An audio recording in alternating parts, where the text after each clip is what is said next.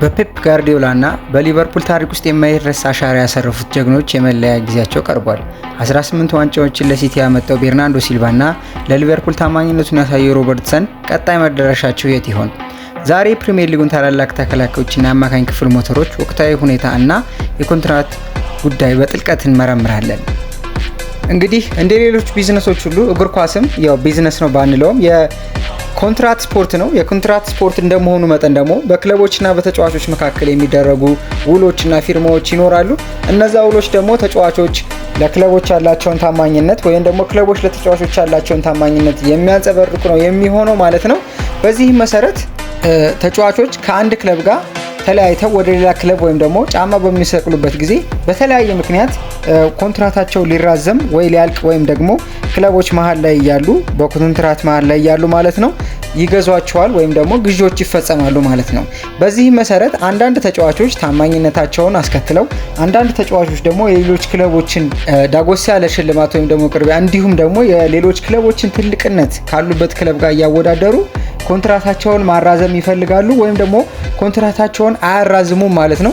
በዚህ መሰረት ዛሬ የምንመለከተው በዘንድሮ ዓመት ያሉ የማንቸስተር ሲቲ የማንቸስተር ዩናይትድ እና የሊቨርፑል ተጫዋቾች ታላላቅ ተጫዋቾች ማለት ነው የነሱን በዚህ ውድድር ዓመት ውላቸው የሚጠናቀቁ የነዚህን ተጫዋቾች ሁኔታ እንመለከታለን ማለት ነው። በዚህ መሰረት የቤርናርዶ ሲልቫን ከማንቸስተር ሲቲ እንዲሁም ጆን ስቶንስን እንዲሁ ከማንቸስተር ሲቲ እና ኢብራሂሞ ኮናቴን እና አንድሪው ሮበርትሰን ከሊቨርፑል ደግሞ ሁለቱን ተከላካዮች እንመለከታለን። ከዚህም በተጨማሪ ሃሪ ማጓየር ሚስተር ሬዚሊያንትን ደግሞ ከማንቸስተር ዩናይትድ አንስተን ያላቸውን የኮንትራት ሁኔታ እንዴት ይጠናቀቃል ወይስ ይቀጥላሉ የሚለውን የምናነሳ ይሆናል ማለት ነው።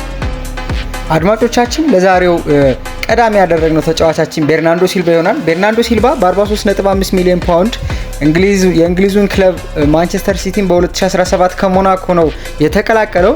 በዚህም መሰረት በመጀመሪያው የውድድር ዓመቱ ኢኤፍኤል ወይም ደግሞ የካራቦ ካፖን ዋንጫ ሲያሸንፍ በሚቀጥለው ዓመት ደግሞ የሀገር ውስጥ ሶስትዮሽ ወይም ደግሞ ዶሜስቲክ ትሬብልን ተቀዳጅቷል ማለት ነው። በዚህ መሰረት ማንቸስተር ሲቲ በታሪኩ የሀገር ውስጥ የሶስትዮሽ ድሎችን የተቀዳጀ ዋናው ቡድን የሆነበት ወይም የመጀመሪያ ቡድን የሆነበት ቡድን ውስጥ ትልቅ ሚና ነበረው ማለት ነው። በተለይም ደግሞ በእኔ ግምት እነዚህ ሲልቫዎች ወይም ደግሞ በርናርዶ ሲልቫ እና ዴቪድ ሲልቫ ምናልባት እግር ኳስ ኢቮልቭ ባደረገበት መንገድ ዴቪድ ሲልቫን ተክቶታል ብዬ አምናለሁ ለፔፕ ጋርዲዮላው ማንቸስተር ሲቲ ቡድን ማለት ነው። ይህም ማለት ፈጣን እንደገና ደግሞ የማይገመት በጣም ቨርሳታይል ወይም ደግሞ ሁለገብ የሆነ ተጫዋች ሲሆን ዚ አርክቴክት ዴቪድ ሲልቫ ደግሞ ኳስን በሚገርም ሁኔታ በጭንቅላት የሚጫወትና ፍጥነት የሌለው ነገር ግን ማርክ ለማድረግ የማይመች እግር ኳስን በተጣበበ ቦታ ኳስ ፓስ ማድረግ የሚችል ተጫዋች ነበር ማለት ነው። እሱን መተካት ችሏል ማለት ነው በርናርዶ ሲልቫ።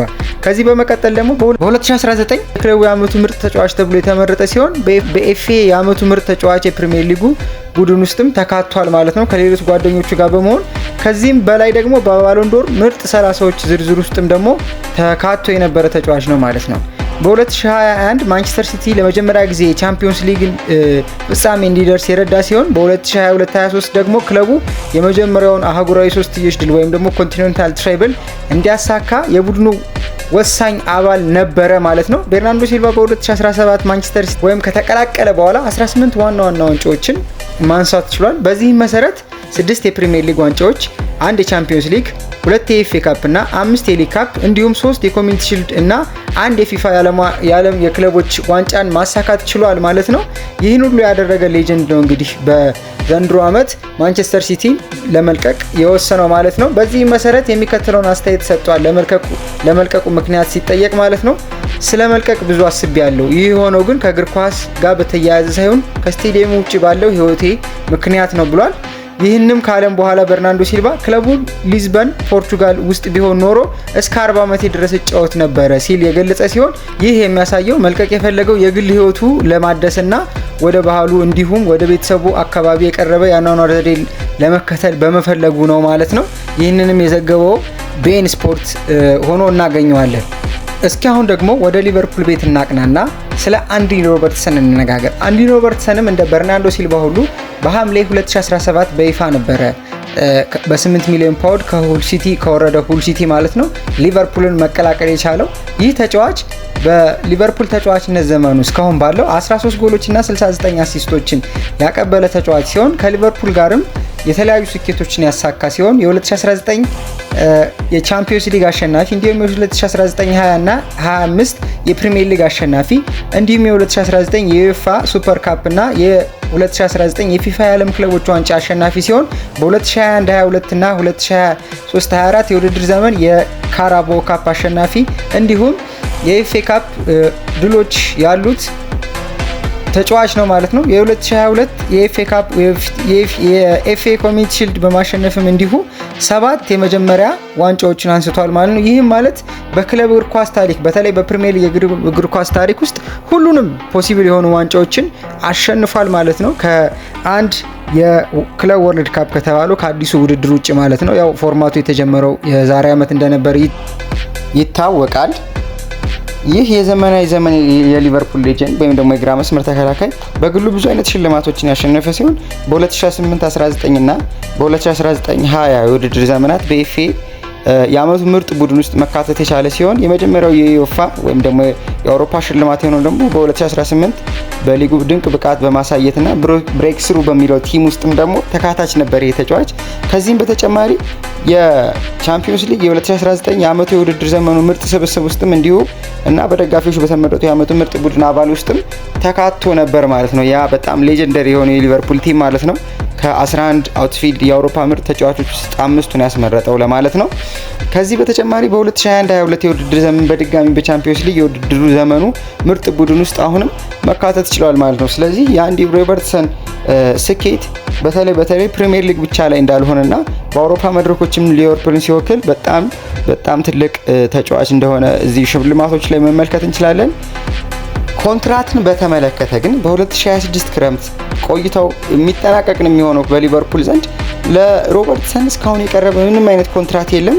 ምናልባት በ5 ሚሊዮን ፓውንድ ወደ ቶተናም ሊያደርገው የነበረው ዝውውር ጥር ላይ ሞክረው እንደነበር ቶተናም ይታወቃል። ምናልባት ሮበርትሰን በሞሊኒክስ ስቴዲየም ወልቭስ ከነበራቸው ጨዋታ ላይ ባነሳ ጊዜ በእርግጥ በሁለቱ ክለቦች መካከል ንግግር እንደነበርና ቶተናም ፍላጎት አሳይቶ እንደነበር የተናገረ ሲሆን ነገር ግን ውሳኔውን እኔ እዚህ መቆየት እፈልጋለሁ የሚል ነበር። በሊቨርፑል ለመቆየት ወሰነ። ከዛ ውሳኔውን ውድቅ አደረገ ማለት ነው። የቶተናምን ፍላጎት ለክለቡ ታማኝ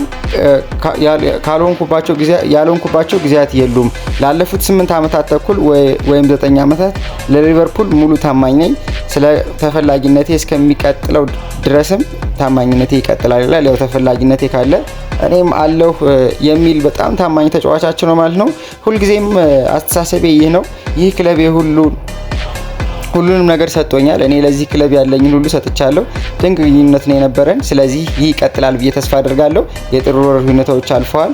አሁን የቆየ ታሪክ ነው ብሎ ለሊቨርፑል.com መግለጫውን ሰጥቶ ነበር ማለት ነው ይህ ተጫዋች። ይህ በእንዲህ እንዳለ ግን ሊቨርፑል ለተጫዋቹ ኮንትራት የማያራዝምና የመቀጠላቸው ነገር የሚገባደድ ከሆነ ቶተንሃም በድጋሚ ይህን ተጫዋች ፍለጋ በሩን ማንኳኳቱ አይቀርም ማለት ነው በክረምቱ የዝውውር መስኮት። ይህ ብቻ ሳይሆን ደግሞ ኤሲ ሚላንም ተመሳሳይ ፍላጎት እንዳላቸው እየተነገረ ይገኛል። እንደ ካልቾ መርካቶ ዘገባ ከሆነ ሮዛናሪዎች ስኮትላንዳዊውን የግራ መስመር ተከላካይ የስቱፒኒያ ከብራይተን የወሰዱት ተጫዋች ምትክ አድርገው መውሰድ ይፈልጋሉ። ይሁንና ክለቡ ምንም ያለው ነገር ስለሌለ መጠበቅ አማራጭን አድርጓል ማለት ነው። ሮበርትሰን ከሞሳላ ጋር ክለቡን ይለቅ ይሆን የሚለውን አብረን እናያለን። እስኪ አሁን ደግሞ አድማጮቻችን ስለ ማንቸስተር ዩናይትድ ተከላካይ ስለ ቢግ ሃሪ ወይም ደግሞ ሃሪ ማጓየር እንመልከት። በ2019 80 ሚሊዮን ፓውንድ ተከፍሎበት ከሌስተር ሲቲ ወደ ማንቸስተር ዩናይትድ ኦልድ ትራፎርድ የደረሰው ሃሪ ማጓየር በ2018 ሊቨርፑል ያወጣውን ለቨርጂል ቫን ዳይክ 75 ሚሊዮን ፓውንድን በመብለጥ በዓለም ውድ ተከላካይነት ነበር ማንቸስተር ዩናይትድን መከላከል የቻለው። በተጨማሪ 1 ዓመት የማራዘም አማራጭ ያለውን የ6 ዓመት ኮንትራት ተፈራረመ የዛን ሰዓት ማለት ነው። በፕሪሚየር ሊጉ የመክፈቻ ጨዋታ ነሐሴ 11 2019 ማለት ነው ቼልሲን 4-0 በረቱበት ጨዋታ ማን ኦፍ ዘ ማች መሆን ችሎ ነበር። አጀማመሩ ጥሩ ነበር። ያንኑ ዓመትም እሱና ሉክ ሾው ለእንግሊዝ ብሔራዊ ቡድንም ለማንቸስተር ዩናይትድም ተጫውተው ሁለቱም ቤስት 11 ውስጥ ነበሩ ማለት ነው። የፕሪሚየር ሊጉም የአውሮፓ ሀገራት ውድድርም ወይም ደግሞ ይሄ የአውሮፓ ዋንጫ ማለት ነው እንደገና ወደ ኋላ ስንመለስ ጥር 17 2020 ደግሞ አሽሊ ያንግ ወደ ኢንተር ሚላን በጥሩ የዝውውር መስኮት በሄዱን ተከትሎ ኦሌ ጉናር ሶልሻየር የክለቡ ካፒቴን አድርገው ሾመውት ነበረ። ከ9 ቀናት በኋላ ደግሞ ያው የመጀመሪያ የማንቸስተር ዩናይትድ ጎሉን ማስቆጠር ችሎ ነበር ማለት ነው። በአንድ የኤፍኤ ካፕ ጨዋታ ከትራኒሜር ሮቨርስ ከሚባል ክለብ ጋር ባደረጉት ጨዋታ ማለት ነው። የካቲት 19 ደግሞ ፕሪሚየር ሊግ 2-0 ሆኖም ቼልሲን በድጋሚ ሲያሸንፉ አንዷን ጎል ያስቆጠረ ተጫዋች ነበር ማለት ነው። በኮቪድ ወረርሽኝ ምክንያት የእግር ኳስ የ3 ወራት መቋረጥ ካጋጠመው በኋላ ደግሞ ሰኔ 27 ቀን ዩናይትድ የኤፍኤ ካፕ ጉዞ በሩብ ፍጻሜ ከኖርዊች ጋር በቀጥሎ 2-1 ሲያሸንፍ እንዲሁ ጎል ማስቆጠር ቻለ ማለት ነው። በ2019-20 የፕሪሚየር ሊጉ ውድድር 3ኛ ደረጃን ይዞ እንዲያጠናቅቅ ለማንቸስተር ዩናይትድ ትልቅ ሚና ከተወጡ ተጫዋቾች ውስጥ አንዱ ነው ማለት ነው። ከፈርጉሰን ጡረታ መውጣት በኋላ ደግሞ እንደገና ያስመዘገበው ሁለተኛ ትልቅ ድል ነበር ማለት ነው ይሄ። በዚህም የውድድር ዘመኑ 38 የሊግ ጨዋታዎች ላይ አንድም ደቂቃ ሳይቀር የተጫወተ ሲሆን ከ1995 በኋላ ይህን ያደረገ የመጀመሪያው የሜዳ ላይ ተጫዋች ነበር ማለት ነው በረኞችን ሳይጨምር። ከዛም በኋላ ደግሞ በ2022-23 ኤፍኤ ካፕ እና ካራባኦ ካፕን እንዲሁ በ2023-24 ከማንቸስተር ዩናይትድ ጋር ማሸነፍ ችሎ ነበር።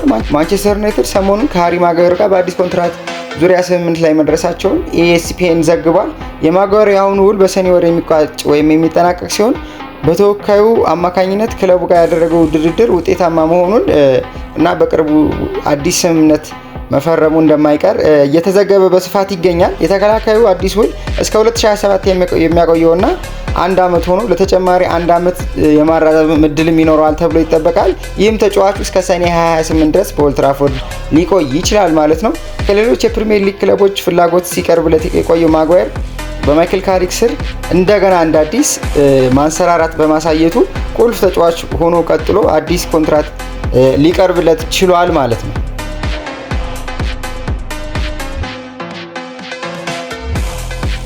እስኪ አሁን ደግሞ ሌላ ትልቅ ፕሮፋይል ያለው ትልቅ ተከላካይ እንመልከት። ኢብራሂም ኮናቴ ወይም ደግሞ ኢብራሂም ኮናቴ ከሊቨርፑል እንመለከታለን። ግንቦት 20 2021 በ36 ሚሊዮን ፓውንድ ከአርቢ ላይፕዚግ ወደ ሊቨርፑል የተቀላቀለው ይህ ተከላካይ ከቨርጂል ቫን ዳይክ ጋር በመሆን ትልልቅ ውድድሮችን ከሊቨርፑል ጋር ማሸነፍ ችለዋል ማለት ነው።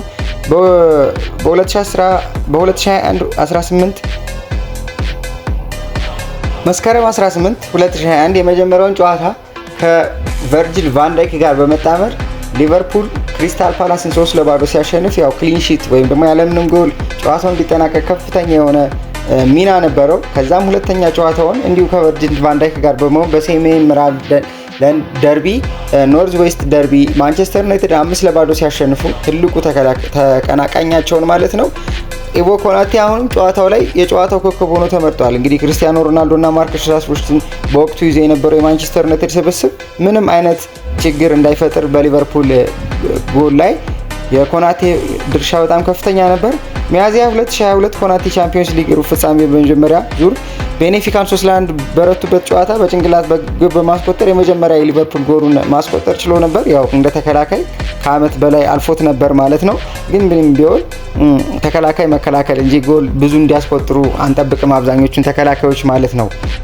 በሚያዝያ 13 በነበረው የሁለተኛ ዙር ጨዋታ በድጋሚ 3-3 በተለያዩበት ጨዋታ ማለት ነው እንዲሁ ጎል አስቆጥሮ ነበር ማለት ነው። ከ3 ቀናት በኋላ ደግሞ ሚያዝያ 16 በዌምብሌይ ስቴዲየም ማንቸስተር ሲቲን 3-2 በረቱበት የኤፍኤ ካፕ ግማሽ ፍጻሜ ጨዋታ ላይ ኮናቴ ለሊቨርፑል ድጋሚ ጎል ማስቆጠር ችሎ ነበር። ኮናቴ በኋላ ላይ በጉዳት ምክንያት 2023-22ን የውድድር ዘመን አመልጦታል ብዙውን ሰዓት ማለት ነው።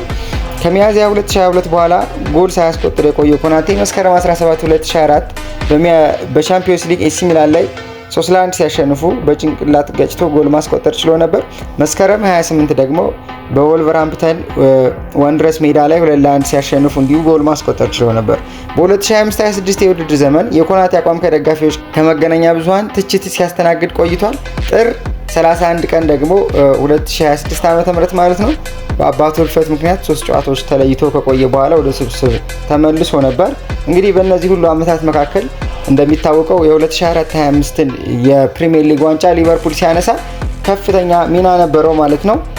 አሁን ደግሞ በቅርቡ በኒካስትል ላይ 4-1 በሆነ ድል በተጠናቀቀው ጨዋታ መገበጃ ላይ ጎል አስቆጥሮ ነበር ማለት ነው። በዚህ መሰረት ይህ ተጫዋች ከሊቨርፑል ጋር የሚከተሉትን ዋንጫዎች ማሸነፍ ችሏል ማለት ነው።